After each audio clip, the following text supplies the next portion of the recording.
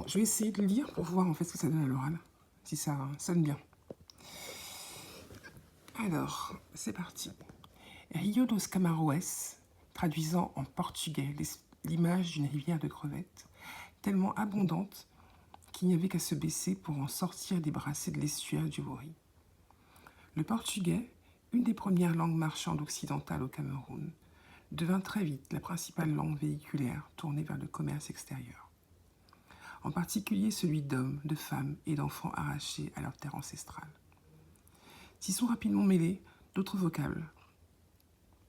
L'anglais, l'allemand, peut-être même l'espagnol et le néerlandais ont aussi résonné dans les places et les cours intérieurs où s'échangeaient les tributs humains et les armes, ou les étoffes rares.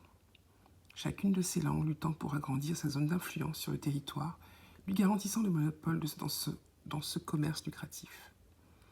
Le Douala, le Bassa, l'Aoussa, le Bami ou les Wondo s'y mêlèrent rapidement. Commerce innovant pouvant multiplier jusqu'à 400 fois son investissement. La traite y passait en quelques siècles des économies occidentales, sortant à peine de l'ère médiévale, au miracle industriel, moteur économique, levier de développement et de progrès technologique, fleuron de la marine marchande assurant la tranquille prospérité de plusieurs dizaines de ports. Elle n'avait d'amertume que pour les enfants d'Afrique, y compris l'ultra-minorité qui y participa sans pourtant jamais s'enrichir.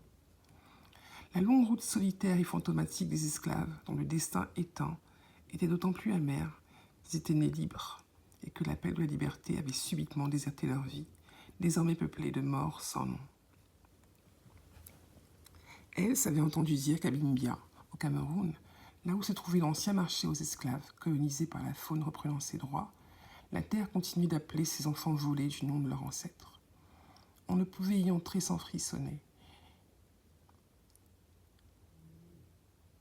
Il en avait parfois fallu de peu pour que les leurs ne finissent pas enchaînés au fer, près des mangeoires, entre les pylônes restés debout, vestige d'une histoire qu'on ne peut pas oublier. Elle avait retrouvé la trace silencieuse aux Antilles, sur l'une des 54 marches à Petit Canal, de la colonne disparue, de jeunes et vigoureux Bamileke, entassés dans des cales pendant la traversée, avant d'être oints à l'huile de palme pour le blanchiment précédant les ventes. Et elle, Else, pour combien avait-on acheté ou revendu? Peu importe, ce commerce était resté pour certains eux-mêmes.